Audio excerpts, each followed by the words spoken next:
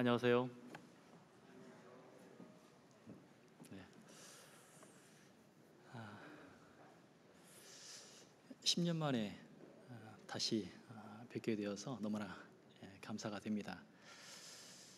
2013년 1월에 여기 봉선 설교를 왔었는데 기억 못 하시죠? 네. 아마 제가 그때 와서 입당을 하고 아마 얼마 되지 않아서 제가 온 것 같습니다. 와서 이 넓은 대강당에 한 2줄 정도 이렇게 앉아 계셨던 기억이 납니다. 그런데 이제 어제 진도에서 왔는데요. 주변이 너무나 확 바뀌어서 놀라웠고, 또 이 주일 아침에 대강당을 보니까 제가 또 놀라게 됩니다. 거의 대부분의 대강당 안에 꽉 차서 많은 분들께서 그동안 복음을 전함으로 많은 이러진 영혼들이 구원을 받는, 또 받았던 이런 모습을 통해서 참 하나님께서 그동안의 많은 일들을 우리 가운데 이렇게 보게 하셨다라는 것을 참 은혜가 되고 또 감사가 되는 것 같습니다. 특별히 오늘 또 말씀을 통해서 교제할 수 있는 시간을 주셨는데 기도하는 마음으로 같이 말씀을 상고하면 좋겠습니다. 기도하시겠습니다.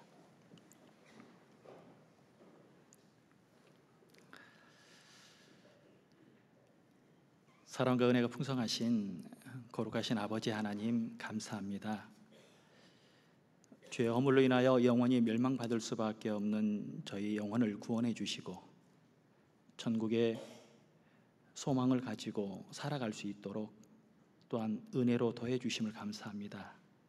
주님 앞에 서는 날 부끄럽지 않도록 우리에게 허락하신 우리의 삶을 늘 말씀 가운데 살게 하시고, 우리에게 또 부탁하신 복음 전하는 일을 잘 감당함으로, 특히 사랑하는 가족들에게 또 지인들에게 복음을 전함으로 함께 주님 앞에 설 수 있도록 은혜로 더해 주시옵소서. 이 마지막 때에 더욱더 말씀을 붙들고 또 말씀에 붙잡혀서 하나님을 기쁘시게 하는 귀한 삶으로 살게 하시기를 또한 부탁을 드립니다. 우리 가운데 두루 역사하셔서 이 마지막 때에 한 영혼이라도 건져 하나님의 백성이 될 수 있도록 도와주시고, 또 이 마지막 때에 우리를 통해서 또 하나님께서 크게 영광을 받으시기를 또한 부탁을 드립니다. 주일을 맞이해서 믿음의 형제 자매님들 말씀 가운데 인도해 주시고, 그 말씀을 통해서 우리의 믿음을 더욱더 굳건히 세워주시고, 또 환난이나 고난이나 고통 가운데 있는 형제 자매님들 능히 말씀으로 이길 수 있도록 도와주시옵소서. 또 이 시간에도 담임 목사님과 함께 하신 여러 형제 자매님들, 또 프랑스 선교 중에 계십니다.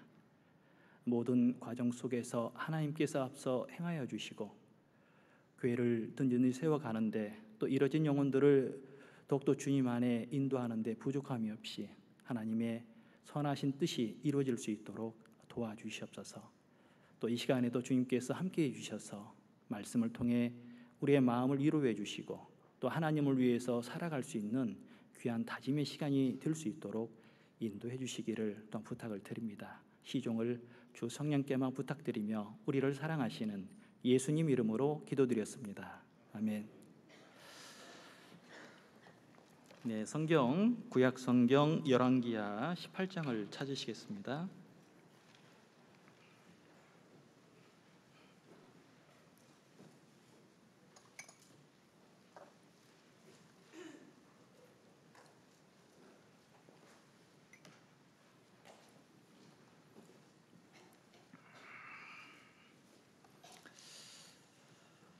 네, 구약성경 열왕기하 18장 1절부터 8절입니다.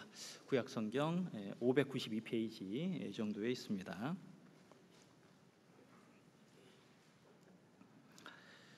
열왕기하 18장 1절부터 8절입니다. 네, 592페이지 찾으셨으면 한 절은 제가 있고 한 절은 우리 형제 자매님들께서, 그리고 마지막 한 절은 8절은 같이 읽는 걸로 하겠습니다. 이스라엘 왕 엘라의 아들 호세야 3년에 유다 왕 아하스의 아들 히스기야가 왕이 되니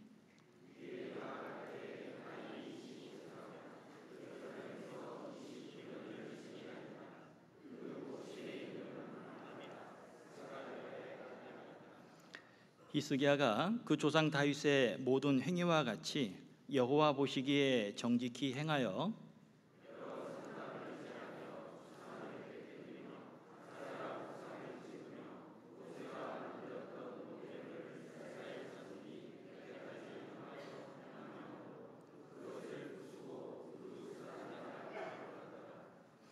히스기야가 이스라엘 하나님 여호와를 의지하였는데 그의 전후 유다 여러 왕 중에 그러한 자가 없었으니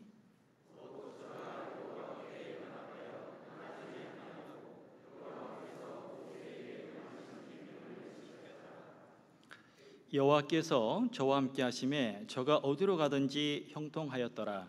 저가 아수르 왕을 배척하고 섬기지 아니하였고 블레셋 사람을 쳐서 가사와 그 사방에 이르고 망대에서부터 견고한 성까지 이르렀더라. 네, 너무나 반갑습니다.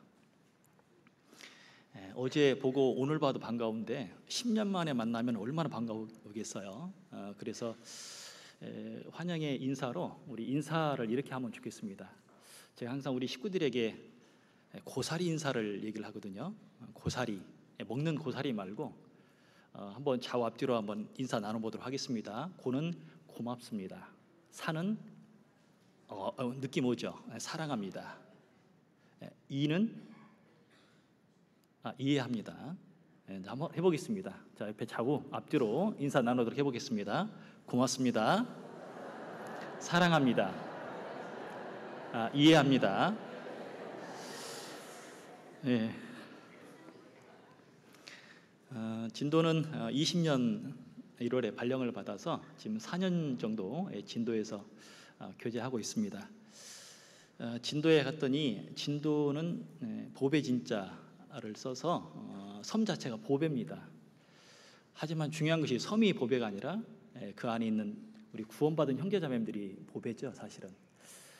진도는 삼보 삼락이라는 말을 하게 됩니다. 세 가지 보물과 세 가지 기쁨이 있다라고 하는데 보물 세 가지가 이와 같아요.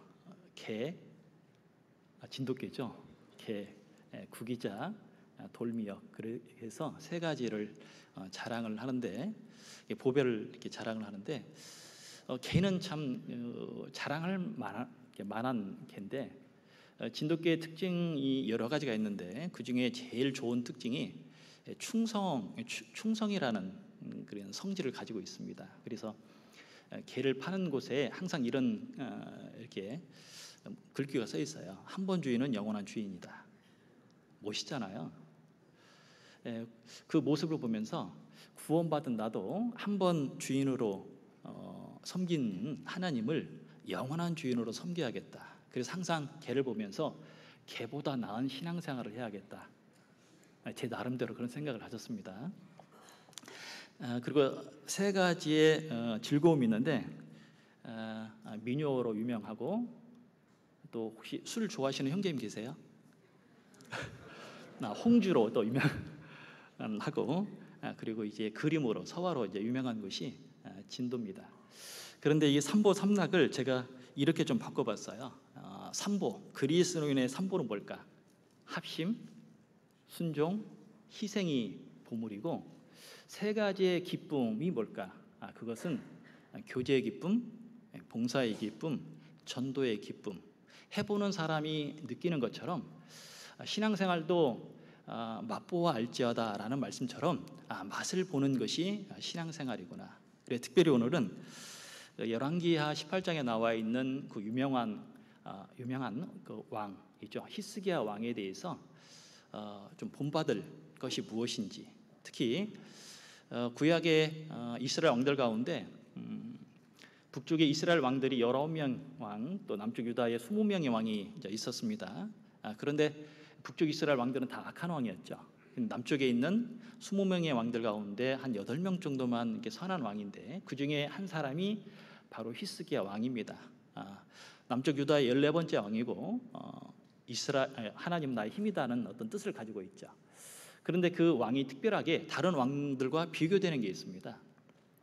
바로 영적 종교 개혁을 확실하게 일으켰던 그런 왕이 바로 이 히스기야 왕이고, 아마 본받아야 될 왕이 있다면 아마 그 히스기야 왕이 아닌가 개인적으로 그렇게 생각이 듭니다. 그런데 이 왕에게 우리에게 주시고자 하는 그런 큰 은혜들이 여러 가지가 있어서 특별히 왕이 될 때에라는 주제로 좀 묵상을 하면 좋겠습니다. 이 왕을 통해서 신앙생활을 하는 가운데 여러 가지 어떤 고난, 시험을 만나게 됩니다.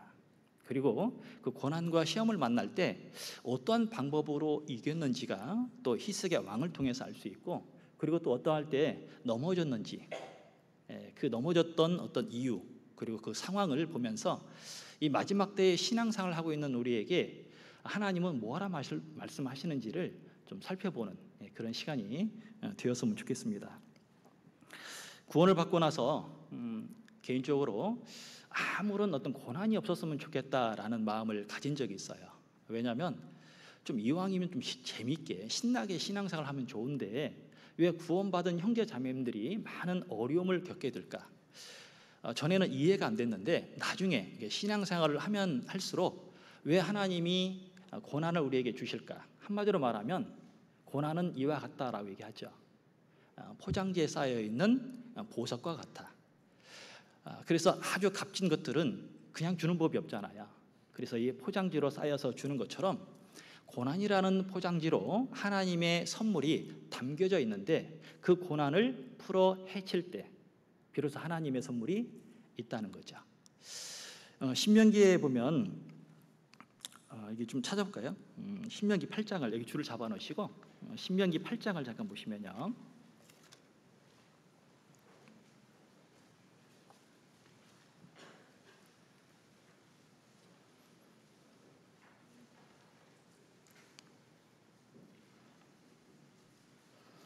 구약성경 274페이지입니다. 신명기 8장 2절을 잠깐 보시면요.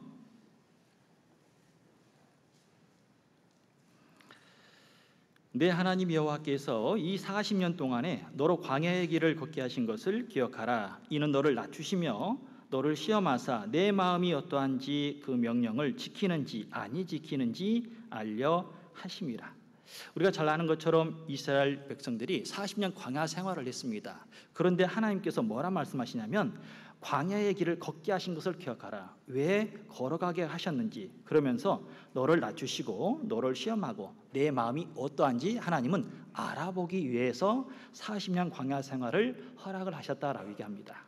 근데 문제는 고난이 왔을 때 그 고난 앞에 서 있는 누구의 모습을 보냐면 내 마음과 내 믿음이 어떠한지를 쉽게 볼 수 있는 거예요. 뉴턴은 이런 말을 합니다.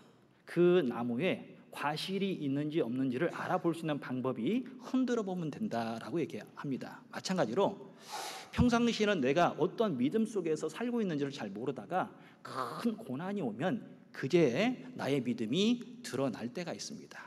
우리는 이 가운데 함께 있기 때문에 항상 내 믿음이 어느 정도인지를 잘 모르잖아요. 특히 이제 우리 학생들 같은 경우에는 공부를 잘 하고 있는지 못하고 있는지를 알아보는 방법이 있죠. 바로 시험을 보면 되죠. 마찬가지로 하나님 앞에 고난을 통해서 우리의 믿음이 어떠한지를 하나님은 알아보셔요. 문제는 그냥 알아보고 끝나는 것이 아니라 시험을 한 이후에 반드시 주시고자 하는 게 있어요. 이게 8장을 찾으셨으니까 8장 16절을 잠깐 보시면요.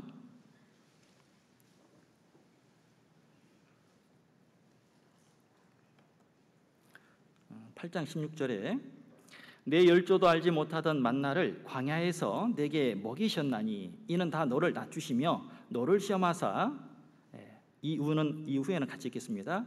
마침내 내게 복을 주려 하심이었느니라.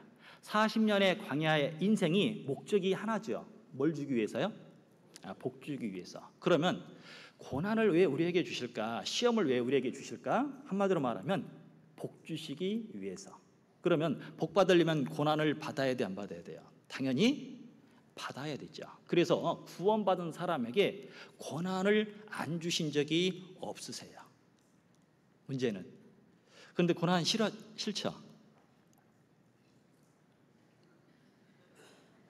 그렇죠. 고난하면 웃는 분이 없는 것 같아요. 고난이여 와라 그런 분 없죠. 근데 고난은 다 싫거든요. 심지어는 학생들이 이게 어린이 전도 집회할 때 구원받고자 하는 그 질문을 해요. 너 왜 구원받고자 하느냐? 그러니까요. 시험이 없잖아요, 천국은. 그러니까 이게 너무나 힘드니까 빨리 구원받아서 천국에 가고 싶다는 그 아이의 마음이 이해가 돼요.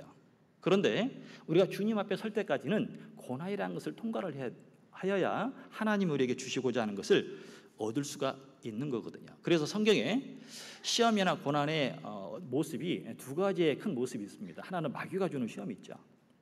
그래서 구원받지 못하게 하고, 구원받으면 신앙생활을 못하게 하는 그런 모습이 있고, 또 하나는 하나님께서 우리를 연단시켜서 더 하나님의 사람으로, 그리고 더 많은 축복을 주기 위해서 시험을 하는 일들이 성경 곳곳에 있습니다. 그래서 그런 모습을 다르게 설명하면 이와 같은 모습이죠.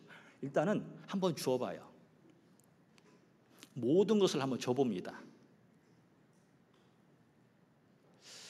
자, 만사형통 어떻게 생각하세요? 한 번도 그런 일이 우리가 없어서. 그런데 하나님께서 이 이스라엘 백성들에게 만사형통이라는 것을 한번 허락해 보니까 바로 실패를 하더라라는 거예요. 무슨 말이냐면 사람은 만사형통이 참 좋지만 그 만사형통으로 인해서 잃어버리는 게 있어요. 자, 여기 8장을 찾으셨으니까 12절 잠깐 보시면요.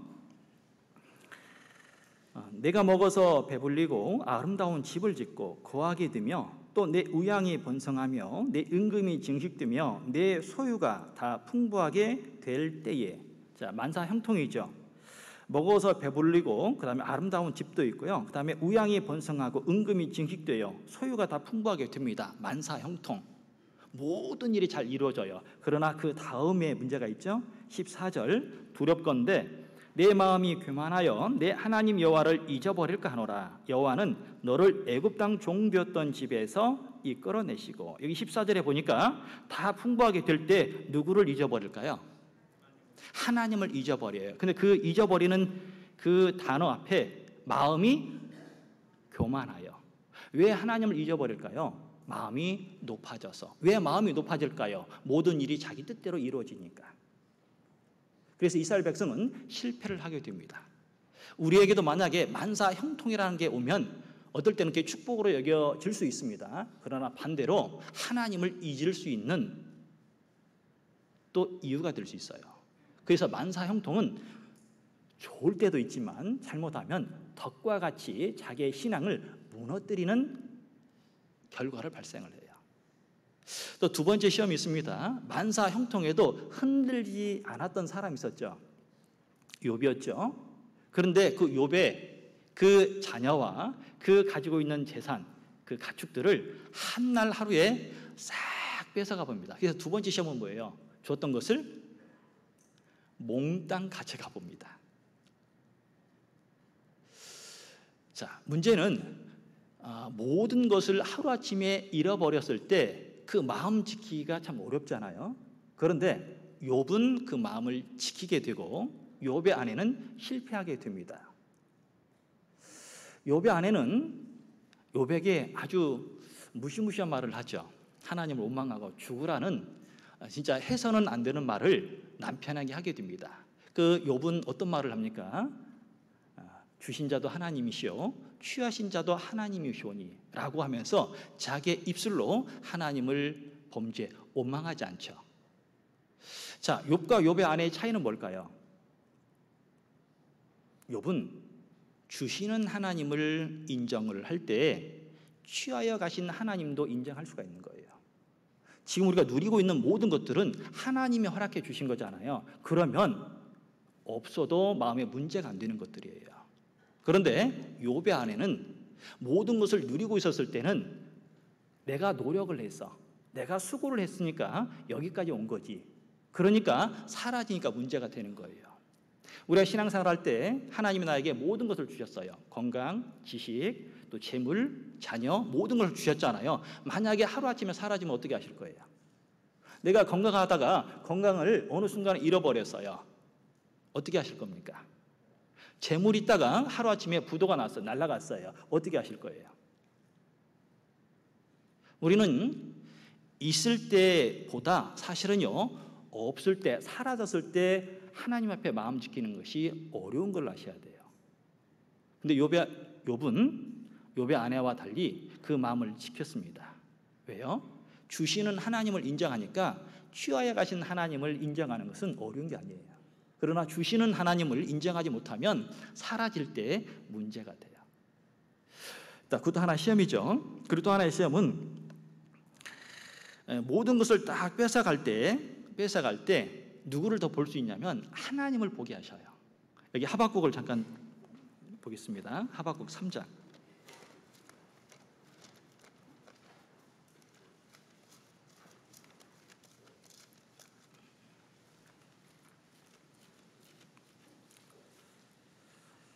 예, 1304페이지 정도에 있습니다. 구약성경 하박국 3장 17절입니다.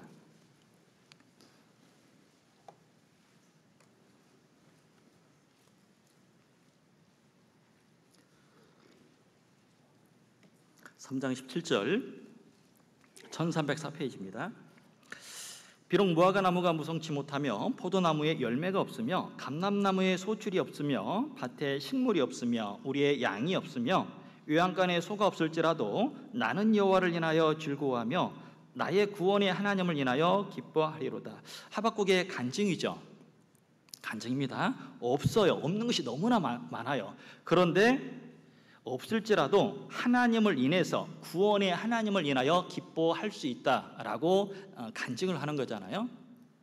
그런데 이 17절을 쭉 말씀을 보면 없는 게 보이는 것이 아니라 하나님이 주시는 것들이 보이기 시작합니다. 하나님이 뭘 주셨을까? 우리는 그 전에 어떤 연예인인 것 같아요. 한 분이 이제 결혼을 하자마자 100일 만에 이제 시력을 잃게 됩니다. 그런데 이 사람을 위해서 천안의 한 40대 어떤 남자가 연락을 해서 당신에게 내가 눈을 기증할 테니까 오시라고. 그래서 이분이요 찾아가요. 근데 그분을 만나고 돌아오게 됩니다. 눈을 이렇게 받아서 오는 게 아니고. 가서 보니까 그 남자는 어떤 사람이냐면 근육병 환자여서 침대에 들어 누워 있어요. 움직이는 것이 딱 두 눈입니다. 자기는 누워 있는데 두 눈만 움직여요. 그런데 자기의 눈을 그 사람에게 주고 싶어서 연락을 한 거예요. 근데 이 사람은, 이 연예인은 온몸이 멀쩡한데 눈만 안 보이는 거예요. 그래서 그 사람의 눈을 어떻게 돼요? 받아올 수 없는 거죠. 그래서 이 사람이 나중에 이런 얘기합니다. 나는 9가지가 있고 1가지가 없는데 그 1가지를 얻으려고 그 사람에게 찾아갔더니 그 사람은 9가지가 없고 1가지가 있는데 그 1가지마저 나에게 주기를 원했다고. 그래서 세상을 보는 눈을 다시 얻게 되었다라고 이렇게 나온 적이 있습니다. 그런데 그 모습을 보면서 구원받은 나는 어떻게 지금 살고 있을까? 구원은 받았지만 지금도 없는 것을 얻으려고, 채우려고 살아가고 있는지, 아니면 반대로 하나님이 나에게 주시는 거 있잖아요. 주시는 것을 다시 하나님께 돌려드리면서 살아가고 있는지. 여기 그 3장 17절에 여기 보면 비록 무화과 나무가 무성치 못하며 포도나무에 열매가 없으며 감람나무에 소출이 없으며 밭에 식물이 없으며 우리의 양이 없으며 외양간에 소가 없을지라도. 없죠. 그런데 잘 보시면 주신 게 있어요. 뭘 주셨어요? 뭘 주셨습니까? 여기 주셨잖아요. 구원은 18절이고 17절에 무화과 나무, 포도나무, 감람나무, 밭이 있고 우리가 있고 외양간이 있는 거 보이세요? 구원받기 전에는 항상 없는 게 보였어요. 그러나 구원을 받으면 하나님이 주시는 것들이 보이기 시작하는 거예요. 그게 믿음입니다. 그래서 그 다음 절 구원의 하나님을 더 크게 인정이 되는 거예요. 하나님을 인정하니까 나에게 주시는 것들이 보이기 시작한다는 거죠. 그것도 하나의 시험이라는 거죠. 그래서 주고 또 한번 뺏어 가보고. 그런데 그래도 믿음이 흔들리지 않잖아요. 또 하나의 방법이 있습니다. 시험을 줘요. 고난을 줘요. 고통을 줘봅니다. 그래서 경건하게 살고자 하는 자는 핍박이 있는 것처럼 말씀 가운데 복음 가운데 살아가는 사람에게 하나님은 때로는 감당할 수 없는 큰 어려움을 주셔요. 그 어려움 가운데 칭찬이 가장 힘든 거 아세요? 도가니로 은을, 풀무로 금을, 칭찬으로 사람을 시름케 한다는 말씀이 잠언에 있습니다. 은은 한 960도에 녹아요. 그런데 금은 좀 비쌉니다. 그래서 100도를 더 올려야 돼요. 그런데 그 도가니보다 풀무보다 더 힘든 것이 뭐냐? 사람의 말, 칭찬입니다. 여러분, 칭찬을 딱 이렇게 말로 칭찬을 해보면 그 사람의 모습이 나와요. 한번 원래 그 칭찬은 고래도 춤추게 한다고 그랬는데 어떤 사람이 칭찬을 해보잖아요. 그러면 왜 이제야 칭찬하느냐 하는 사람이 있어요. 내가 칭찬받을 일을 했는데. 근데 어떤 분은 그래요. 칭찬을 하잖아요. 더 낮추는 사람이 있습니다. 여러분, 교회 안에 신앙생활 할 때 일보다 더 힘든 게 뭔지 아세요? 저기 직장생활 하신 분 계시죠? 직장생활에서 직장 일보다 더 힘든 게 뭔지 아세요? 사람이죠, 사람. 근데 사람도 사람의 입에서 나오는 말이 그 일보다 더 힘든 거 아세요? 그래서 이 말이 어떨 때는 그 칭찬이 우리를 시험을 하게 됩니다. 자, 오늘 주인공 히스기야. 이 히스기야는 아마 인생 가운데 한 4번 정도의, 여러 번의 시험이 있지만 크게 4번의 시금석과 같은 고난을 만나게 됩니다. 이 시금석의 뜻이 뭐냐면 어떤 물질, 어떤 강도를 알아볼 수 있는 하나의 돌이에요. 그러니까 이 왕에게 믿음의 사람도 감당할 수 없는 큰 고난이 온다는 거죠. 그러면 우리도 마찬가지예요. 우리도 그런 고난이 옵니다. 자, 첫 번째 이 왕에게 오는 시험이 뭐냐면 이 왕은 자기 아버지 아하스 왕 이후에 이제 유다의 14번째 왕으로 등극을 하게 됩니다. 그런데 나이가 25살 때 왕이 돼요. 한창 때죠. 여기 청년들 가운데 25살 있잖아요. 근데 그때 왕이 됐어요. 얼마나 좋겠어요. 그런데 왕이 되면 반드시 2가지 중에 선택을 해야 됩니다. 아버지처럼 성전의 문을 닫아버리고 하나님을 등지고 살아가는 인생을 선택하는 방법. 또 하나의 방법은 다윗을 쫓아서 하나님의 사람으로, 믿음의 사람으로 살아가는 2번째 방법. 그런데 이 히스기야 왕은 2번째 방법, 다윗 왕을 쫓아서 하나님을 의지하고 말씀에 순종하고 하나님이 원하는 삶을 살게 됩니다. 왜 이것이 시험이냐면 우리가 구원받기 이전에 하나님을 등지고 살아온 인생이었습니다. 그런데 말씀을 듣는 가운데 하나님이 계셔요. 성경의 사실입니다. 내가 죄인이고 죽으면 지옥 갈 수밖에 없는 그런 사람임을 알게 됐어요. 그러면 선택을 해야 돼요. 구원 받을까 말까. 여기 앉아 있다는 것은 내가 그러한 선택을 했다는 거예요. 그리고 구원받은 이후에 내가 하나님을 위해서 살까 아니면 나 자신을 위해서 살까, 그걸 또 선택을 해야 돼요. 고린도전서 16장에 보면 스데반의 집을 이 사도 바울이 칭찬을 합니다. 아가야의 첫 열매요, 성도 섬기기로 작정한 집이다라고 소개를 해요. 누굴 섬긴다고요? 성도를 섬기기로. 왜 성도를 섬기기로 작정을 해야 될까? 주일날 지금 눈이 무거운 분이 계셔요. 작정하고 오셨죠? 내가 주일날 가서 눈을 좀 감아야겠다, 그렇게 작정하고 오신 분 계세요? 왜 이 사도 바울이 스데반의 집을 성도 섬기기로 작정한 집으로 설명을 하냐면 성도 섬기는 것은 하나님의 일이에요. 하나님의 일은 그냥 이루어지는 법이 하나도 없습니다. 반드시 뭐예요? 작정을 해야 돼요. 결정을 해야 되고 결단을 하여야 그 일이 이루어져요. 근데 스데바나의 집이라고 돼 있죠. 스데바나가 아니라 스데바나의 집입니다. 집이라는 것은 가정이죠.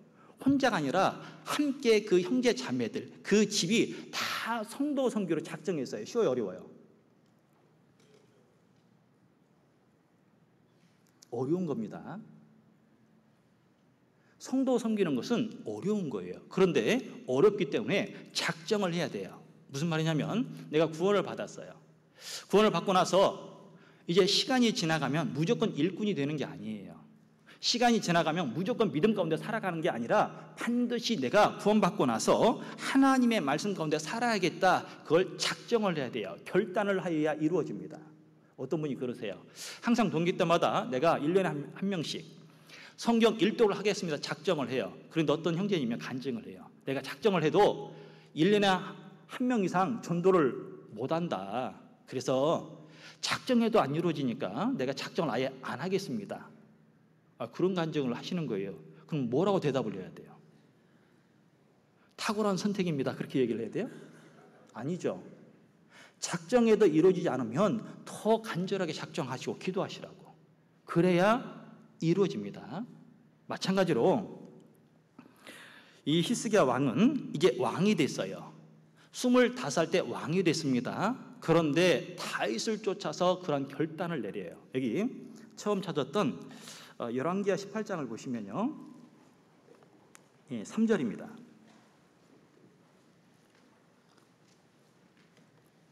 열왕기하 18장 3절.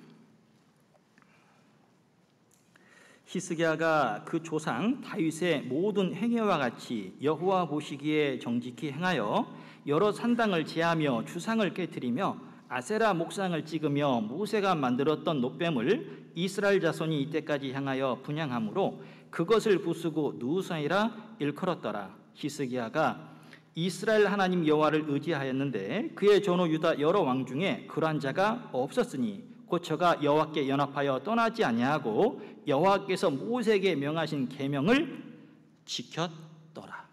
여기 한 가지 또 더 생각을 해볼게요. 왕이 되자마자 하나님이 원하는 삶을 살게 됩니다. 자기 아버지는 아하스 왕인데 어떠한 일을 했냐면 성전의 문을 닫아버렸어요. 여러분, 성전의 문을 닫는 일이 어떤 일이에요? 백성들이 하나님께 나아가지 못하도록 막았던 악한 왕이 누구예요? 자기 아버지예요. 그럼 보통 아들은 누구 닮아요? 아버지 닮죠. 그러면 히스기야 왕이 만약에 정상적인 이제 아버지를 닮았다면 어떻게 돼요? 자기 아버지보다 더 악한 일을 해야 돼요. 만약에 아버지가 성전 문 닫았으면 성전에 불을 질러야죠. 죄송합니다. 예를 들면 그래요. 예를 들면. 그런데 이 히스기야 왕은 아버지를 본받지 않고 다윗을 본받게 됩니다. 그러면 다윗을, 믿음의 사람을 본받으려면 반드시 주변에 그렇게 영향을 줄 수 있는 사람이 있어야 되는 거예요. 여러분, 교회 안에 보면 왜 구원받고 오래 되신 집사님, 예를 들면 믿음 가운데 살고 계시잖아요. 왜 그런 분들이 교회에 많이 계셔야 돼요? 영향을 주기 때문에 그렇습니다. 이 히스기야 왕에게 그러면 영향을 줄 수 있는 사람이 누굴까? 첫째는 어머니가 거론이 됩니다. 왜? 어머니 아버지가 제사장이거든요. 제일 가까운 사람이 자기 아들에게 영향을 주게 됩니다. 또 하나의 큰 영향을 줬던 사람이 그 당시에 활동했던 선지자 중에 한 사람인 이사야 선지자입니다. 결국 이 히스기야 왕에게 영향을 줄 수 있는 사람이 돼요. 믿음의 사람이고 말씀 있는 사람이 옳은 선택을 하게 되는 겁니다. 내가 나 자신보다 하나님을 위해서 선택해야겠다. 이게 그냥 우연히 저절로 이루어지는 것이 아니라 반드시 뭐예요? 말씀을 통해서 옳은 선택을 할 수 있는 그 말씀이 우리에게 필요한 거예요. 가지고 있어야 됩니다. 그래서 이 히스기야 왕은 왕이 되자마자 나를 위한 삶이 아니라 하나님을 위한 삶으로 바꿔지게 돼요. 자, 그러고 나서 성전 문이 닫혀버렸잖아요. 그 성전의 문을 열고 이제 개혁을 일으킵니다.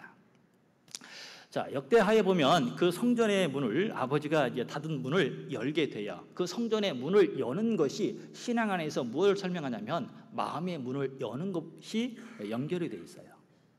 하나님을 향한 마음이 닫혀진 아버지는 성전의 문을 닫아버리고 하나님을 향해서 마음이 열려진 이 히스기야 왕은 성전의 문을 여니까 놀랍게도 거기 안에 더러운 곳이 보이기 시작하고 또 자기 아버지 때 중단된 일들을 다시 하게끔 하나님이 해주셔요.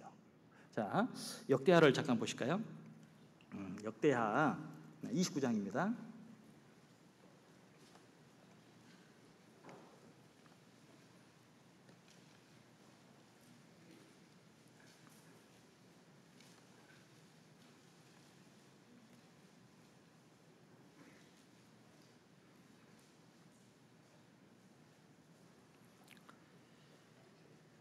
역대하 29장 3절입니다.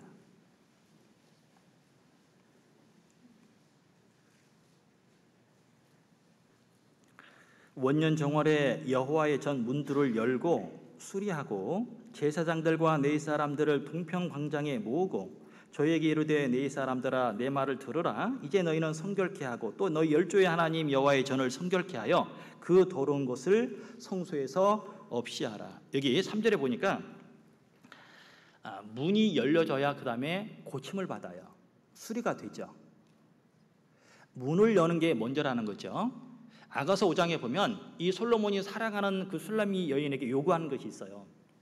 제일 먼저는 마음을 열어달라. 그게 바로 이제 문을 열어달라 표현을 한 거죠. 나의 사랑, 나의 어이푼자야, 문 열어다오. 그렇죠. 하나님을 향해서 제일 먼저 요구하는 것이 마음의 문을 열어서 하나님 앞에 나가기를 원하는 거예요. 그래야 더러운 것이 보이기 시작합니다. 여기 5절 그랬잖아요. 마지막에 너희 열조의 하나님 여호와의 전을 성결케 하여 그 더러운 것을 성소에서 없이 하라. 성결하고 더러운 것, 성결. 왜 더 깨끗해지기를 원해요? 왜 더러운 것을 치우기를 원합니까? 마음의 문을 열고 하나님 앞에 나아갈 때 그게 보이기 시작하는 거예요. 그러나 자기의 마음의 문이 닫혀진 상태에서는 깨끗게 하고자 하는 마음도 없고요, 그 더러운 것을 버리고자 하는 마음도 없어요.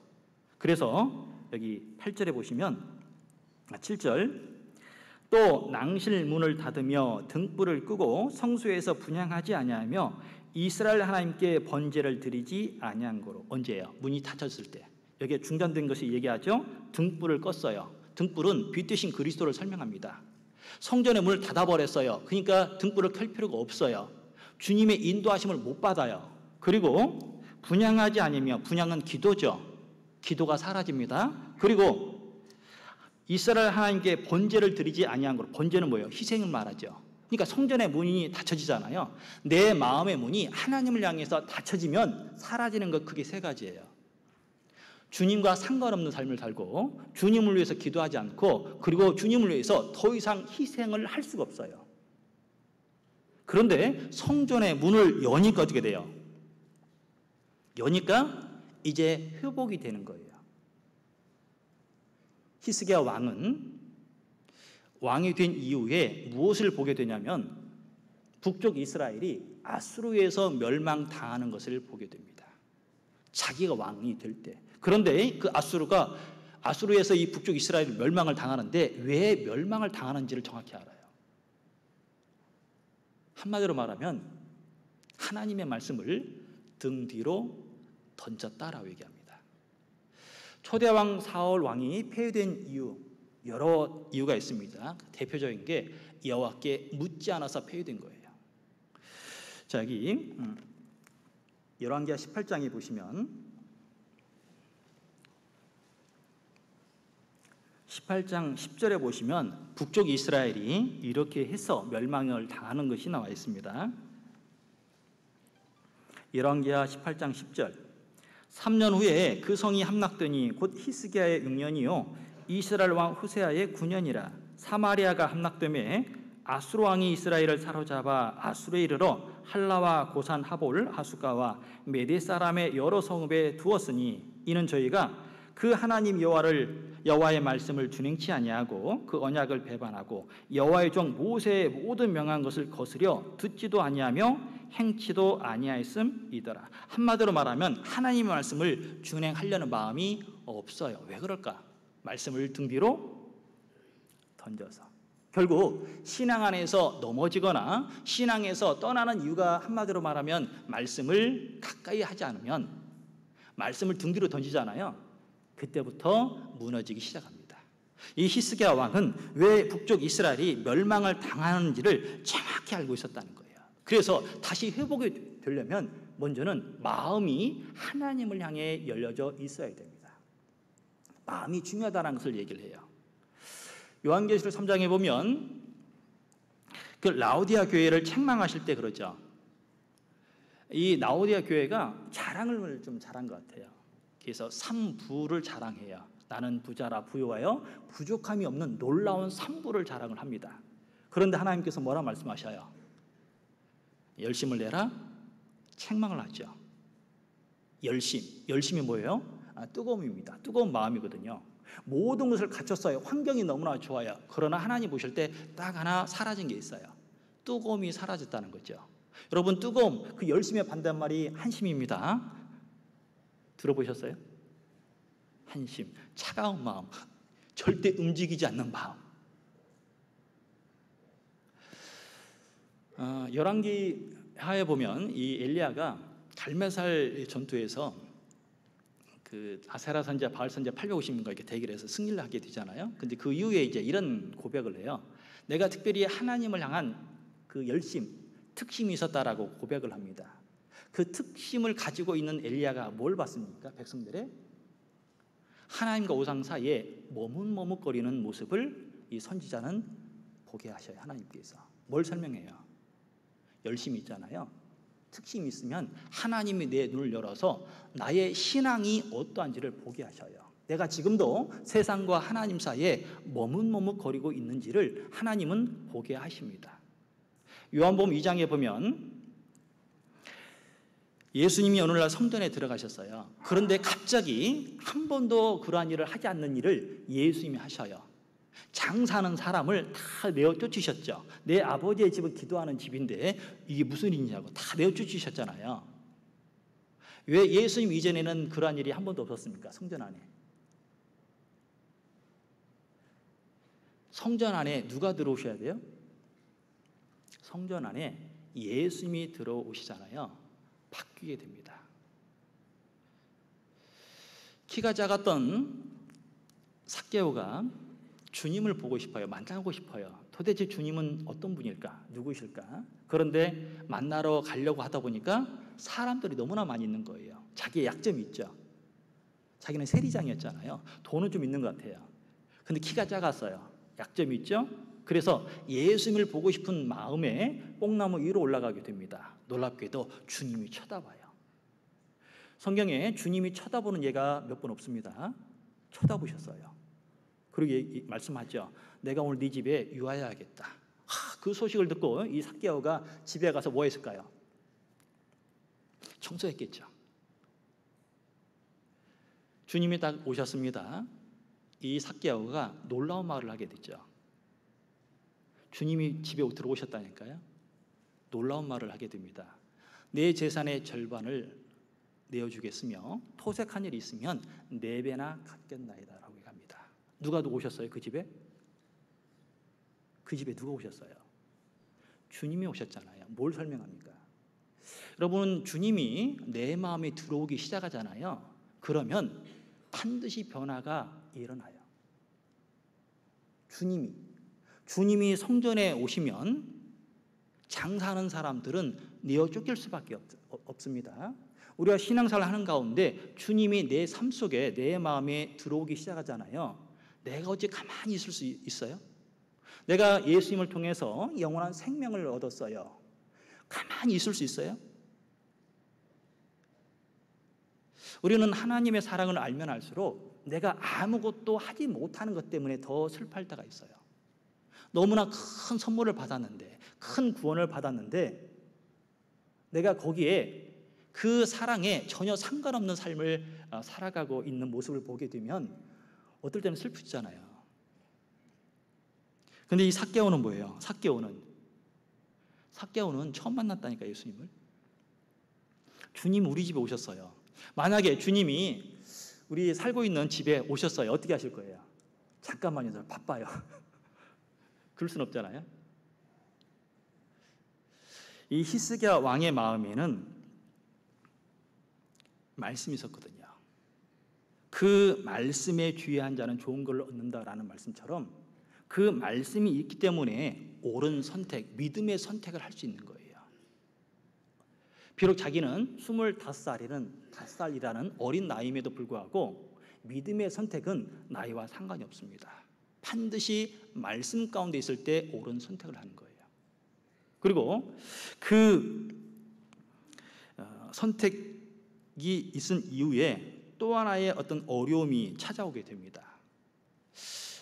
항상 시험은 처음 것보다 어려운 것이 시험이에요. 자, 북쪽 이스라엘을 멸망시켰던 이 아수르가 이제 남쪽 유다로 쳐들어오게 됩니다. 문제는 이 히스기야가 모든 것을 준비를 했어요. 준비함에도 불구하고 감당할 수 없는 적이 쳐들어온 겁니다. 난리가 났죠. 그런데 히스기야가 한 번에 실수를 하게 돼요.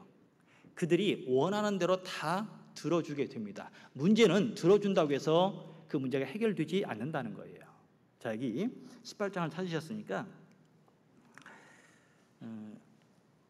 13절 잠깐 보시면요. 18장 13절. 히스기야 왕 14년에 아수르 왕 사네립이 올라와서 유다 모든 견고한 성읍들을 쳐서 취하매 유다 왕 히스기야가 라기스로 보내어 아수르 왕에게 이르되 내가 범죄하였나이다. 나를 떠나 돌아가소서. 왕이 내게 주시는 것을 내가 당하리다 하였더니 아수르 왕이 곧 은 300달란트와 금 30달란트를 정하여 유다 왕 히스기야에게로 내게 한지라. 히스기야가 이에 여호와의 전과 왕궁 곳간에 있는 은을 다 주었고 또 그때에 유다 왕 히스기야가 여호와의 전 문에 금과 자기가 모든 기둥에 입힌 금을 벗겨 모두 아수르 왕에게 주었더라. 그런데 그 뒤에 읽어보면 이 아수르가 어떻게 해요? 다시 간 게 아니에요. 무엇을 설명하냐면, 자, 이 두 번째 어떤 시험은, 고난은 내가 감당할 수 없는 고난이 왔을 때, 이 두 번째 시험은 누구에게 오는 시험이냐면 말씀대로 살고자 할 때 오는 시험이에요. 그럴 때 어떻게 해야 되죠? 히스기야는 일단은 그들이 그 왕이 원하는 대로 다 들어주게 됩니다. 문제는 해결되지 않았다는 거예요. 자, 이 방법은 어떤 방법이냐면, 내가 신앙생활 할 때 큰 어떤 어려움을 겪게 돼 있어요. 처음으로 다가오는. 근데 그 고난을 일단 내가 알고 있는 지식과 경험을 통해서 그 문제를 해결을 하려고 하는데 해결이 안 되더라라는 거죠. 왜냐하면 이 문제는 누구에게 왔어요? 하나님께로 온 거예요. 아수르가 남쪽 유다를 쳐들어왔어요. 이유가 있는 겁니다. 그런데 놀랍게도 나중에 하나님께서 그 어려운 문제를 어떻게 이길 수 있는 방법을 일러주셔요. 자, 역대하 32장입니다.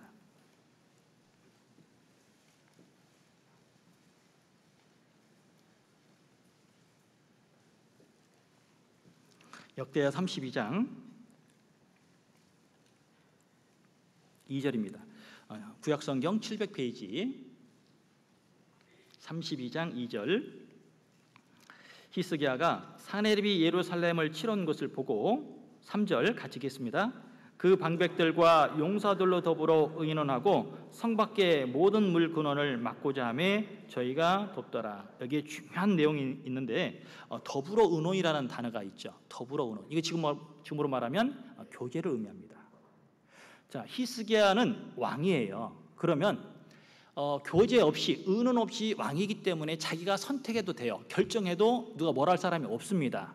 그런데 이 히스기야 왕이 어려움에 처해 있을 때 방백들과 용사들로 교제합니다. 그랬더니 3절 마지막에 보면 누가 도와줘요? 저희가 돕더라. 왜 내 어려움을 교제 가운데 내놓습니까? 거기에 하나님의 도우심이 있고 형제자매들의 기도가 있잖아요. 그러면 하나님이 그 문제를 해결할 수 있도록 지혜를 주십니다. 여기 저희가 돕더라고 그랬잖아요. 근데 그 방백들과 용사들로 더불어 결국 하나님이 감당할 수 없는 어려움이 왔을 때 먼저 해야 될 게 있어요. 교제를 해야 됩니다. 교제를 통해서 하나님의 선하신 뜻을 반드시 알아가야 돼요. 자, 빌레몬서 1장에 잠깐 보시면 이 교제를 이렇게 설명합니다. 빌레몬서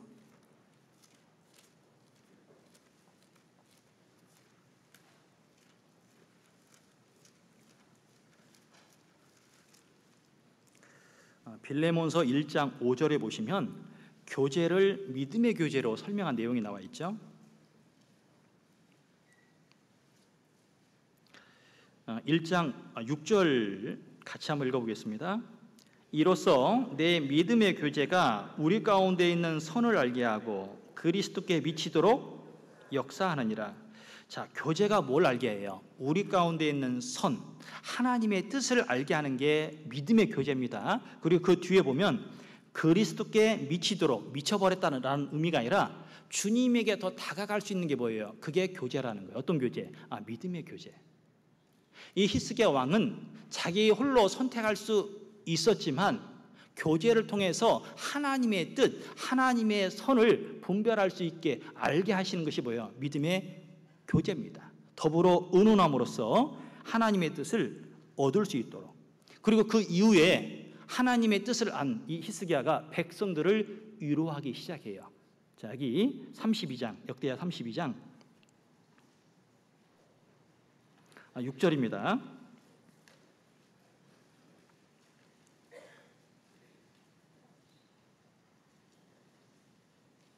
6절, 역대하 32장 6절. 군대 장관들을 세워 백성을 거느리게 하고 성문 광장 자기에게로 무리를 모으고 말로 위로하여 가로되 너희는 마음을 강하게 하며 담대히 하고 아수르 왕과 그 좇는 온 무리로 인하여 두려워 말며 놀라지 말라. 우리와 함께하는 자가 저와 함께하는 자보다 크니 저와 함께하는 자는 육신의 팔이요 우리와 함께하는 자는 우리의 하나님 여호와시라. 반드시 우리를 도우시고 우리를 대신하여 싸우시리라 하며 백성이 유다 왕 히스기야 말로 인하여 어떻게 했어요? 안심하니라. 자, 여기 안심했다라는 뜻이 뭐냐면 적이 지금 안 보이게 사라졌다라는 의미가 아니에요. 적이 그대로 있어요. 대치 중입니다. 그런데 백성들의 마음이 어떻게 됐어요? 그 두려움에서 안심으로 바뀌었다는 거예요. 그러면 백성들의 마음이 바뀌기 전에 누구의 마음이 바뀌었어요? 왕, 히스기야 왕이 안심, 말씀을 통해서 하나님이 어떤 분이신지를 더욱 알게 되잖아요. 그러니까 두려워 떨고 있는 이 백성들에게도 똑같이 하나님이 어떤 분이냐, 하나님이 우리를 도우시고 반드시 우리를 왜요? 지켜주신다라고 말씀을 하죠. 하나님이 어떤 분이시냐. 그러니까 백성들의 마음이 어떻게 해요? 안심이 되는 거예요. 왜 사람 마음의 두려움 속에 있을까요? 하나님이 어떤 분이시다라는 것이 희미해지니까 두려움에 빠지는 겁니다. 그러나 하나님이 참으로 살아계시고 역사하신다, 나와 함께 하신다, 여기에 이런 말씀 있잖아요. 8절 중간에 보면 우리와 함께하는 자는 우리의 하나님 여호와시라. 반드시 우리를 도우시고, 여기 반드시가 나오죠. 반드시 몇 프로예요? 확률 100%입니다. 이건 도와주고 안 도와주고 라는 의미가 아니라 반드시 책임져 주겠다라는 하나님의 약속이에요. 아니, 하나님이 100% 나를 책임져 주시겠다고 한다면 왜 두려움 속에 있냐 이거죠. 그런데 그 문제가 지금 저기 해결된 게 아니잖아요. 바로 태풍 가운데 그 태풍의 눈은 고요한 것처럼 환란이 있지만 내 마음은 평강을 유지할 수 있는 비결이 뭡니까? 하나님과 더불어 교제함에 있을 때 이루어져요. 예수님이 제자들과 함께 갈릴리 호수를 지나갈 때 배를 타고 지나갈 때가 있었잖아요.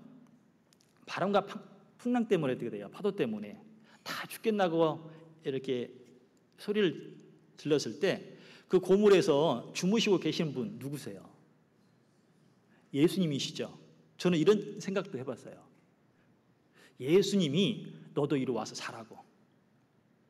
그럼 한번 생각해 보셨어요? 풍랑이 일고 있는데 내가 자는 것처럼 너도 이리 와 자. 그런데 이 제자들은 예수님을 본 게 아니잖아요. 뭘 봤어요? 바람과 파도를 봤죠. 결국 주님을 바라봐야 되지만 그것을 보지 못하니까 주님이 원하는 것이 무엇인지 잘 이해를 못했다는 거죠. 이 히스기야 왕은 백성들의 마음을 안심을 시켜요. 자, 그러기 위해서는 먼저 내가 말씀 가운데 있어야 다른 형제 자매들도 안심을 시킬 수가 있는 거예요. 예를 들면 구원받은 지 오래되신 어떤 집사님 계셔요. 근데 내가 어떤 문제에 걸렸어요. 찾아가서 교제합니다. 그런데 그 집사님이 얘기를 하는 거예요. 이럴 때는 이렇게 하시면 된다고. 왜? 내가 겪었던 것을 그 집사님은 전에 겪으셨어요. 그리고 하나님의 도우심을 받았어요.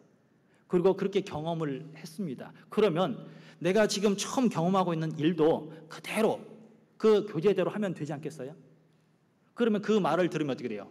이 문제는 아직 해결되지 않았지만 그렇게 살 수 있는 그 안심이 되거든요. 하나님의 위로가 있거든요. 마찬가지로 이 히스기야 왕은 아주 어려울 때 교제를 통해서 자기뿐만 아니라 백성들의 마음을 안심을 시킵니다. 그래서 그 전쟁, 대치 중에도 흔들리지 않는 거예요. 그런데 이 아수르가 그 상황을 내버려 두느냐? 그렇지 않죠. 우리는 끝까지 말씀을 붙잡고 살기를 원하지만 이 마귀는 말씀대로 살아가는 것을 방해를 합니다. 말씀을 붙잡고 살아가는 것, 하나님을 의지하고 살아가는 것이 어리석다라고 얘기를 해요. 자, 열왕기하 18장 28절을 잠깐 보시겠습니다.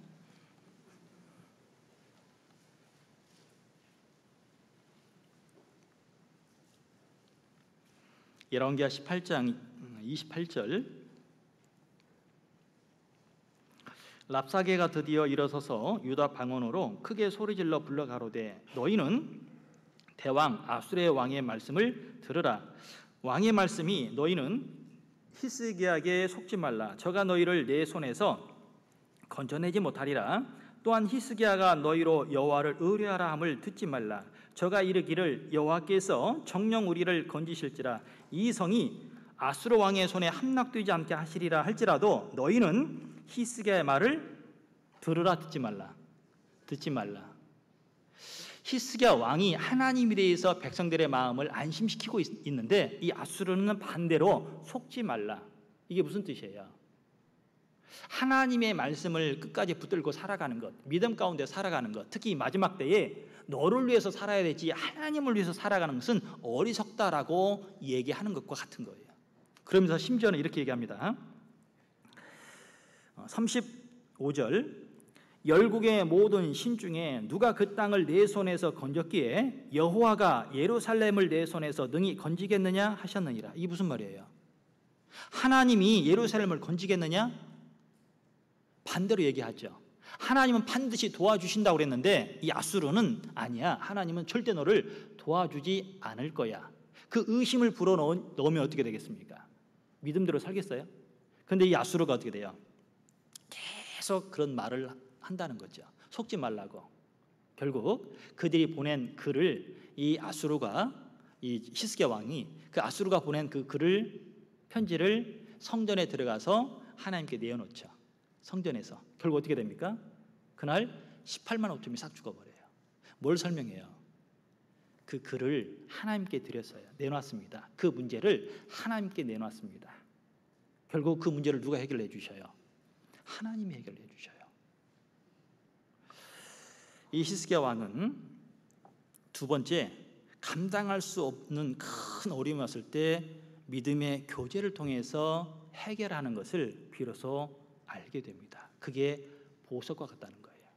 우리가 신앙생활을 하면 할수록 내가 어려움을 이기는 방법을 알게 되죠.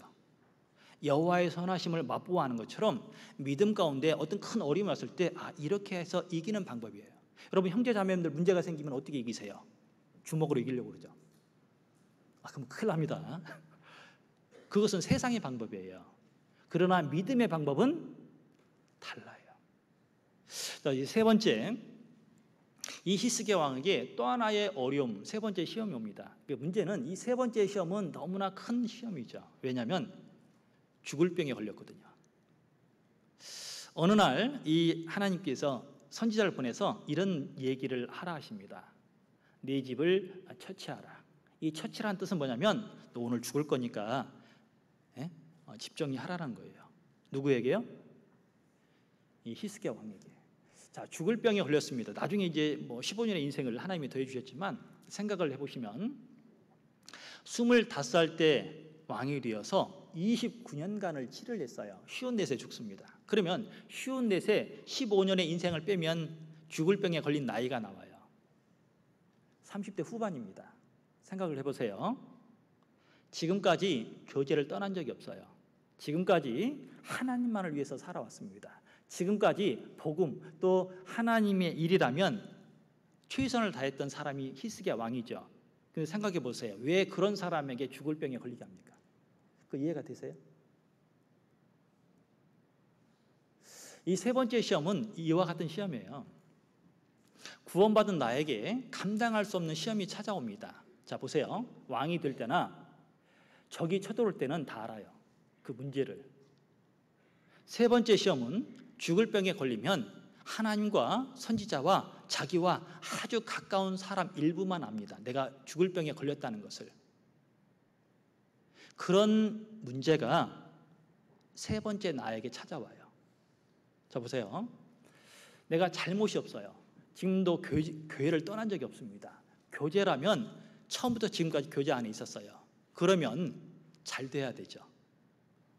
그런데 비교하는 일이 생깁니다. 어떤 일이냐면 가끔 그 신앙에 유출하신 분 계시죠. 유출이 뭐예요? 잠깐 나갔다 들어와. 신앙에 유출이 있습니다. 교제하다가 잠깐 갔다가 오신 분 계셔요. 그런데 그런 분이 더 잘 살아. 그러면 우리 마음은 어떤 마음이 올라와요? 전혀 미동이 없죠. 아무 생각이 없어요?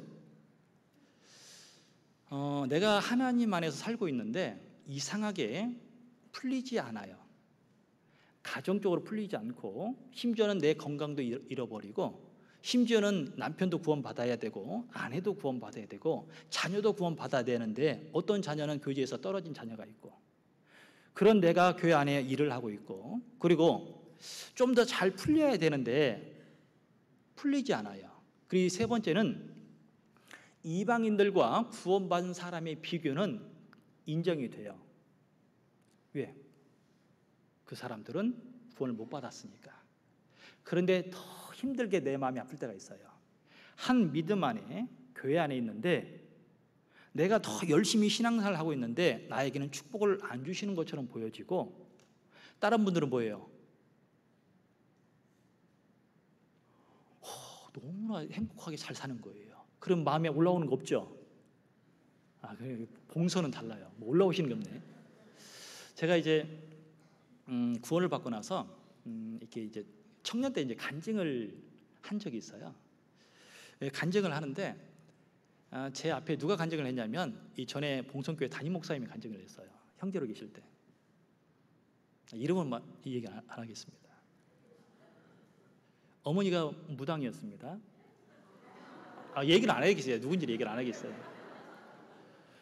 그런데 청년 그 앞에서 간증을 하시는데 1년 안에 누님이 구원받고 어머님이 구원받고 몇 분이 거의 이제 가족들이 구원받았다는 것을 제 앞에서 간증을 해요. 근데 저는 혼자 구원받았거든요. 좀 시간이 좀 됐는데 혼자 구원을 받았어요. 그 간증을 들었는데요, 이런 마음이 올라왔어요. 너무나 미워요. 왜냐면 전도를 하려고 부모님 전도를 하려고요, 거의 한 달에 한 번 이상은 내려가서 비디오를 싸들고 내려가서 전도를 했어요. 그러면 뭐 응답이 있어야 하잖아요. 결과가 있어야 하잖아요. 그런데 내려갈 때는 기도하면서 내려가고 올라올 때는 울면서 올라왔습니다. 꽤 오랫동안. 그런데 그런 상황에서 그런 간증을 들으니까 그 간증하시는 어떤 그 형제님, 아주 목사님 미워요. 시기심이 올라온다는 거죠. 사실 그 간증을 들으면 은혜가 되잖아요. 그런데 내 마음은 너무나 불편했습니다. 그런데 신앙생활을 하는데 이 히스기야 왕처럼 그런 어려움이 올 수 있다는 거예요. 이 히스기야 왕이 왜 잘못함이 없음에도, 큰 잘못이 없는데 왜 죽을 병에 걸릴까? 여기 열왕기 20장을 잠깐 볼까요?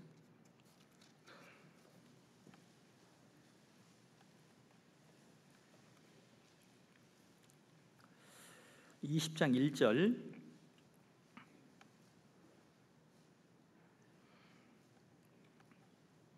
그때에 히스기야가 병들어 죽게 되매 아모스의 아들 선지자 이사야가 저에게 나와서 이르되 여호와의 말씀이 너는 집을 처치하라 내가 죽고 살지 못하리라 하셨나이다. 2절. 히스기야가 낯을 벽으로 향하고 여호와께 기도하여 가로되 여호와여 구하오니 내가 진실과 전심으로 주 앞에 행하며 주의 보시기에 선하게 행한 것을 기억하옵소서 하고 심히 통곡하더라. 저기 1절부터 3절 보면 집을 처치하라라고 얘기를 합니다. 그런데 말씀을 들었던 히스기야가 벽을 향해서 기도하기 시작하죠. 자, 우리 같으면 먼저 기도할까요? 원망할까요? 우리는 아마 본성적으로 왜 납니까? 왜 나죠? 보통 내가 잘못이 없잖아요. 교제 안에 말씀 가운데 살고 있는데 왜 나에게 더 축복을 주셔야 되는데 왜 나만 이런 어려움을 주실까요? 그런 마음에 침륜에 빠질 수가 있어요. 근데 그 마음의 문제는 누구에게도 쉽게 말을 하지 못합니다. 어디 안에서요? 교회 안에 교제 속에 있음에도 불구하고. 여러분, 신앙생활 할 때 사실 마음에요, 다른 건 아니지만 비교될 때 있으시죠? 아유, 봉선은 없어요.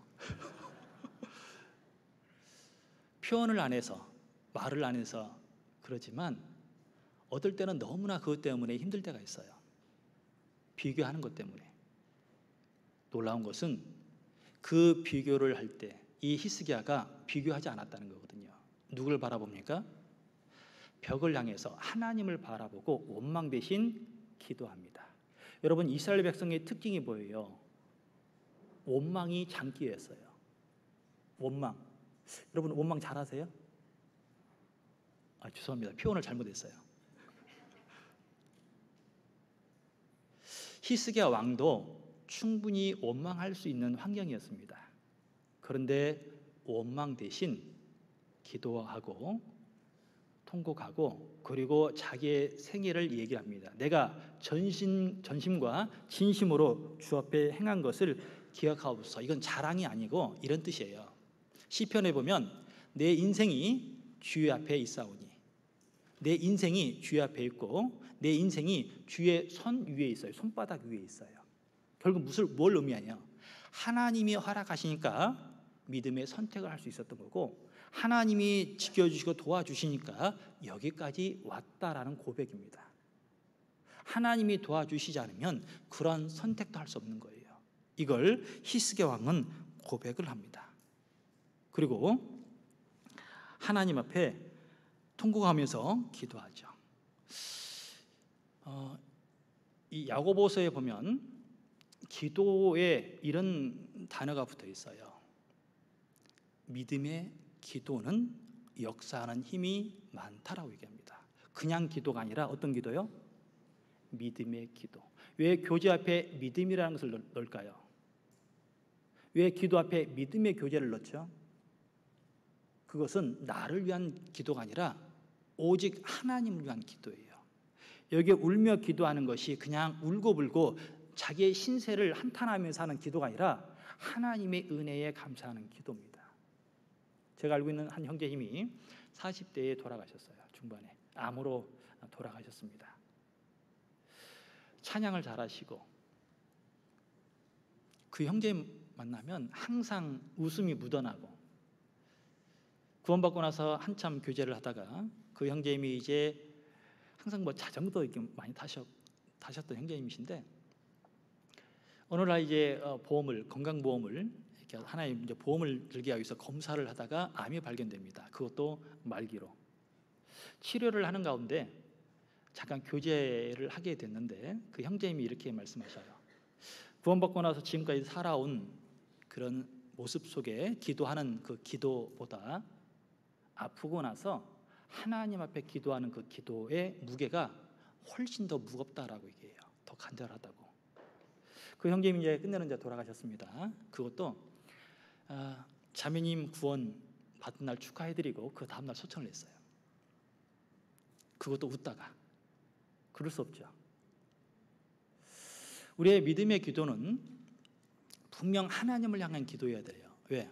진짜 사방팔방이 막히고 아무것도 할 수 없다고 할 때 그때 하나님이 원하는 게 있습니다. 믿음의 기도를 하나님은 원하셔요. 오직 하나님만 바라보는 것. 우리는 가끔 기도할 때 조건 있는 기도를 할 때가 많아요. 하나님, 이걸 해주시면 내가 기도하겠습니다. 하나님께서 이걸 주시면 내가 그만큼 더 하겠습니다. 그러나 하나님께서 원하는 게 뭐예요? 기도하라고. 아무 조건 없이 하나님을 위해서 살 수 있는 그 기회, 건강, 나에게 지식과 재물을 주시라고 목적이 분명해야 됩니다. 하나님은 그걸 우리에게 원하셔요. 그랬더니 하나님께서 그 히스기야에게 몇 년의 인생을 더해 주셔요. 15년의 인생을 더해 주십니다. 이사야 38장을 잠깐 보시겠습니다.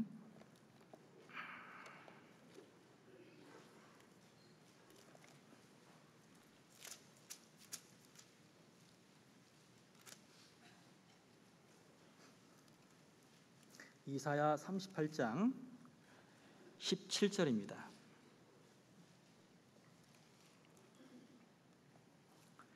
17절은 같이 읽어보겠습니다. 보옵소서, 내게 큰 고통을 더하신 것은 내게 평안을 주려 하심이라. 주께서 나의 영혼을 사랑하사 멸망의 구덩이에서 건지셨고 나의 모든 죄는 주의 등 뒤에 던지셨나이다. 이 말씀이 우리가 복음을 풀 때 찾는 말씀인데, 사실 38장은 우리 히스기야 왕이 병이 생기고 낫는 그런 모습 속에서 간증하는 그 말씀이거든요. 왜 나에게 고통을 주셨을까? 뭘 주기 위해서요? 무엇을? 평안을 주려 하심이라. 그 하나님의 뜻이거든요. 그래서 지금 누구에게 쉽게 말 못할 어려움이 있잖아요. 비교가 되고 어떤 아픔이 있을 수 있거든요. 그때 진짜 하나님을 향해서 기도하세요. 기도하는 사람은 절대 비교하지 않습니다. 하나님 나에게 주시고자 하는 그 길, 뜻이 있거든요. 그것을 쭉 바라보고 살아가는 것, 그걸 하나님이 원하셔요. 자, 이제 또 하나의 마지막 시험이 있습니다. 시험은 어처구니가 없어요. 왜? 다 이제 15년의 인생을 얻었어요. 병이 다 나았어요. 다 만사 형통할 때 하나님 앞에 넘어지게 된 이 히스기야 왕입니다. 이제 병이 들었다가 나았다는 소식을 이 바벨론에서 듣게 됩니다. 그래서 브로닥 발라단을 통해서 글과 예물을 딱 보내요. 그랬더니요, 이 히스기야가 놀라운 일을 하게 됩니다. 자기 궁 안에 있는 창고는 다 열어서 싹 다 보여줘요. 자랑을 합니다. 그런데 이사야 선지자가 와서 얘기합니다. 뭐 하시냐고 지금. 그랬더니 사신이 와가지고 내가 다 보여줬다고. 그런데 책망을 받습니다. 왜 그럴까요? 거기 하나 빠진 게 있어요. 바로 하나님이 빠집니다. 자기의 어떤 부한 것을 자랑을 했어요. 그런데 하나님의 은혜, 하나님 영광이 빠지게 됩니다. 하나님이 빠져버렸어요. 이 믿음의 사람 이 히스기야가 해서는 안 되는 일을 하게 됩니다. 왜? 자기는 왕이 될 때나 아수르가 쳐들어올 때나 심지어 죽을 병에 걸렸을 때는 하나님을 잊은 적이 없어요. 그런데 모든 문제가 해결되고 나서 이제 15년의 인생을 얻었어요. 그런데 그때 그 이방인이 보낸 글, 이방인이 보낸 그 예물 때문에 이 히스기야가 마음이 확 바뀌어버리게 됩니다. 자, 여기 열왕기하 20장을 잠깐 보시면요.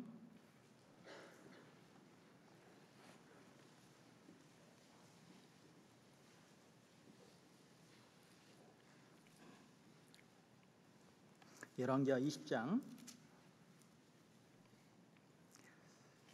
12절입니다. 그때에 발라단의 아들 바벨론 왕 브로닷 발라단이 히스기야가 병들었다 함을 듣고 편지와 예물을 저에게 보낸지라. 히스기야가 사자의 말을 듣고 자기 보물고의 금은과 향품과 보배로운 기름과 그 궁기고와 내탕고의 모든 것을 다 사자에게 보였는데 무릇 왕궁과 그 나라 안에 있는 것을 저에게 보이지 아니한 것이 없느니라. 선지자 이사야가 히스기야 왕에게 나와서 이르되 이 사람들이 무슨 말을 하였으며 어디서부터 왕에게 왔나이까. 히스기야가 가로되 먼 지방 바벨론에서 왔나이다. 이사야가 가로되 저희가 왕궁에서 무엇을 보았나이까. 히스기야가 대답하되 내 궁에 있는 것을 저희가 다 보았나니 나의 내탕고에서 하나도 보이지 아니한 것이 없나이다. 다 보여줬다고 그랬죠. 그런데 하나도 보이지 아니한 것이 없이 다 보여줬습니다. 하나 빠진 게 있죠. 거기에 하나님이 해 주셔서 하나님이 빠졌어요. 이게 뭘 의미하냐면 모든 문제가 해결됐어요. 그런데 한순간에 모든 문제가 해결되니까 바로 그 마음에 하나님의 은혜가 사라집니다. 다른 성경에 보면 하나님이 히스기야 마음을 알고자 하여서 잠시 떠났다는 말씀이 있거든요. 뭘 설명해요? 하나님이 떠나니까 내가 올라오는 거예요. 하나님의 은혜가 사라지면 내 본성이 올라옵니다. 마찬가지죠? 도대체 왜 이렇게 바뀌었을까? 사람이 살아가는데 여러 가지의 어떤 모습이 있다고 그래요. 하나는 열정기가 있어요. 열정. 그 열정기 좀 지나면 뭐가 찾아와요? 권태기가 오죠. 여러분, 열정기하고 권태기 차이가 뭔지 아세요? 열정은 뭐냐면 그 의미를 붙잡고 있는 게 열정기예요. 권태기가 뭔지 아세요? 의미를 잃어버렸어요. 그게 권태기예요. 사랑해서 이렇게 결혼해서 가정을 꾸렸잖아요. 근데 좀 전에 권태기가 찾아오죠. 봉선은 그렇지 않는가 봐요. 근데 그 권태기에서 잘 해야 됩니다. 이겨나가면 성숙기에 이르러요. 성숙기. 근데 권태기에 더 깊은 데로 빠지죠. 그럼 우울기가 찾아옵니다. 더 힘들어져요. 신앙 안에서도 어떤 어려움이 찾아왔을 때 그때는 더 붙잡게 돼요. 그런데 잘못하면 모든 문제가 해결이 되잖아요. 그럼 자기도 모르게 어떻게 돼요? 의미를 잃어버려요. 권태기가 찾아옵니다. 이 히스기야 왕에게 해서는 안 되는 그 상황이 찾아와요. 왜 그럴까? 자, 이사야 37장에 보면 한마디로 이렇게 설명을 합니다. 이사야 39장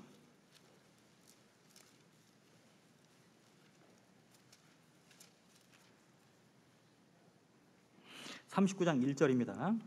이 이사야 39장은 아까 열왕기하 20장하고 비슷한 말씀인데 여기에 특별히 히스기야 왕이 좋아하는 것들이 나와 있어요. 자, 이사야 39장 1절. 그때에 발라단의 아들 바벨론 왕 무로다 발라단이 히스기야가 병들었다가 나았다함을 듣고 글과 예물을 보낸지라. 2절. 히스기야가 사자를 인하여 기뻐하여 그에게 궁중 보물 곧 은금과 향료와 보배로운 기름과 궁중 무기고와 보물고에 있는 것을 다 보였으니 궁중의 소유와 전 국내의 소유를 보이지 아니한 것이 없으니라. 아까 열왕기하 20장에는 이런 기뻐했다는 내용이 없는데 여기에는 사자를 인하여 기뻐했다라고 얘기합니다. 사자. 자, 우리가 잘 아는 것처럼 유다는 바벨론에 의해서 멸망을 당합니다. 바벨론은 나중에 자기 나라를 멸망시킬 이방인 나라예요. 그런데 지금 이 히스기야 왕이 누구를 기뻐하고 있어요? 이방인을 기뻐해요. 이방인을. 그리고 나서 4절. 이사야가 가로되 그들이 왕의 궁전에서 무엇을 보았나이까? 히스기야가 대답하되 같이 읽겠습니다. 그들이 내 궁정에 있는 것을 다 보았나이다. 내 보물은 보이지 아니한 것이 하나도. 자, 특별히 이사야 39장에는 보물 얘기하고 기쁨에 대해서 얘기합니다. 히스기야 왕이 기뻐하는 대상이 바뀌어버렸고 그리고 보물이 바뀌었다라는 것을 설명해요. 뭘 설명하냐면 믿음 가운데 있을 때는 말씀이 보물이었고 교제가 보물이었고 하나님이 보물이었고 기도가 보물이었어요. 구원받은 사람에게.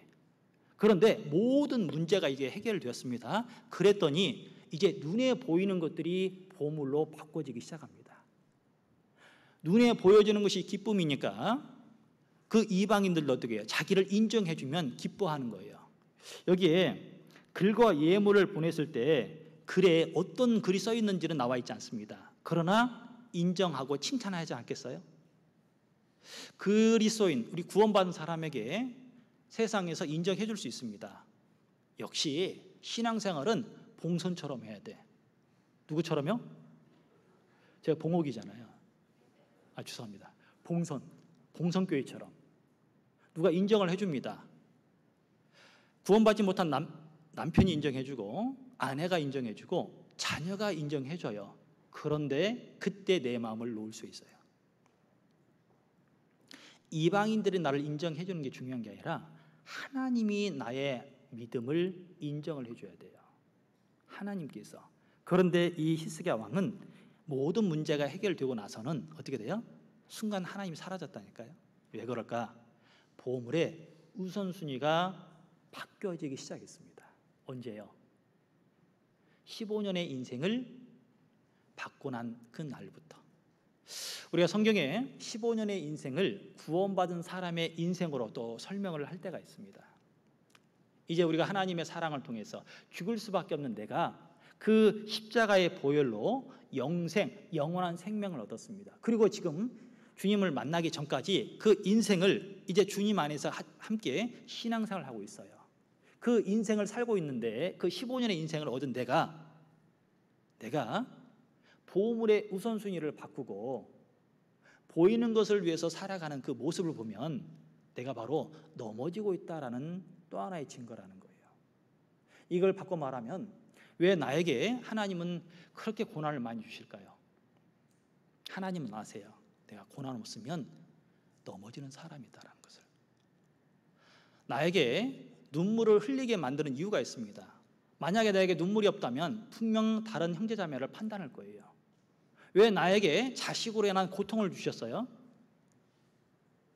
우리는 가끔 그래요. 교회 안에 어떻게 힘들게 아니면 교제에서 드문드문 아니면 어떤 어려움 가운데 있으면 쉽게 판단을 하잖아요.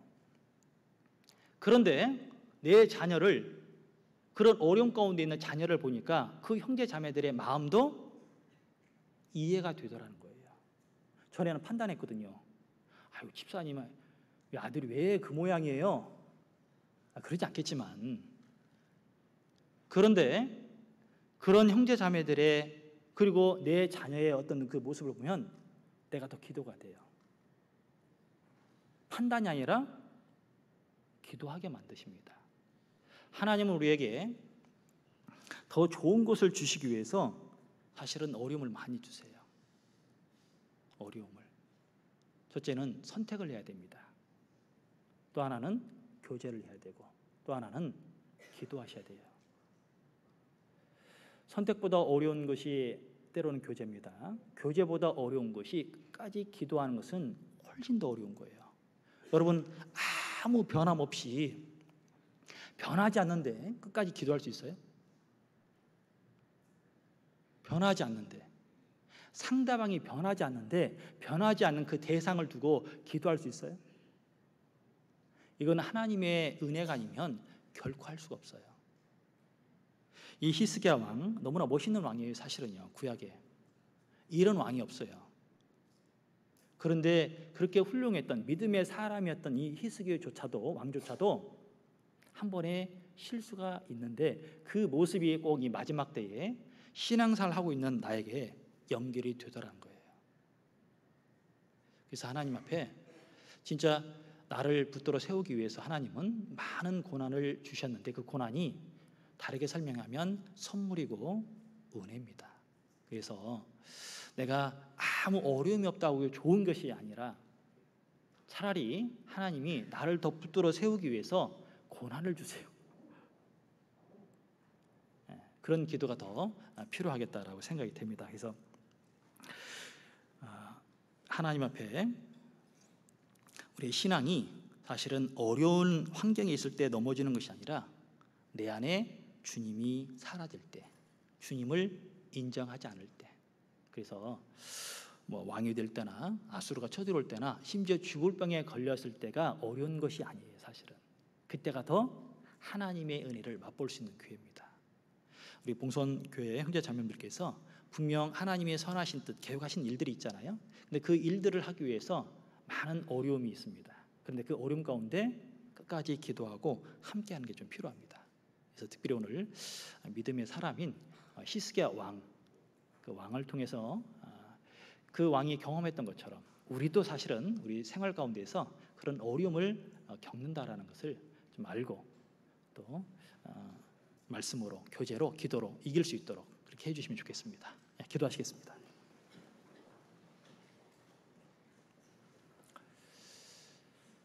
하나님, 너무나 감사합니다. 이스라엘 백성들에게 40년의 광야 생활을 복 주시기 위해서 또 하나님의 선하신 뜻을 알게 하기 위해서 허락하신 것처럼 구원받은 이후에 좀 더 하나님을 맛볼 수 있도록 우리에게 허락하신 그 고난을 은혜로 여기며 또 나의 신앙생활을 잘할 수 있도록 많은 어려움으로 더해 주셔서 또한 감사드립니다. 육신의 편안보다 마음의 평안을 쫓아서 살아갈 수 있도록 도와주시고 또 우리 마음의 혹여 다른 형제 자매들과 비교함으로 말미암아 어두움의 침륜에 빠지지 않고 늘 반드시 우리를 도와주시는 하나님만을 바라보고 믿음을 지키고 끝까지 살아갈 수 있도록 도와주시옵소서. 계속해서 교회를 통해서 복음이 전해지고 있습니다. 특히 해외 선교 중에 계신 우리 담임 목사님 또 그에 함께 하시는 여러 형제 자매들도 하나님의 은혜 가운데 잘 선교 일정에 마치고 돌아올 수 있도록 지켜주시고 인도해 주시옵소서. 또 교회 안에 계획된 여러 집회들 또 주님께서 역사하셔서 많은 이들이 말씀을 듣고 구원함이 이룰 수 있도록 도와주시옵소서. 또 오늘 또 함께하지 못한 믿음의 형제 자매님들도 항상 교제와 말씀 가운데 살아갈 수 있도록 붙잡아 주시고 또 인도해 주시옵소서. 나머지 일정 또한 주 성령께 부탁을 드리며 우리를 너무나 사랑하시는 예수님 이름으로 기도드렸습니다. 아멘. 찬송가 376장 하시겠습니다.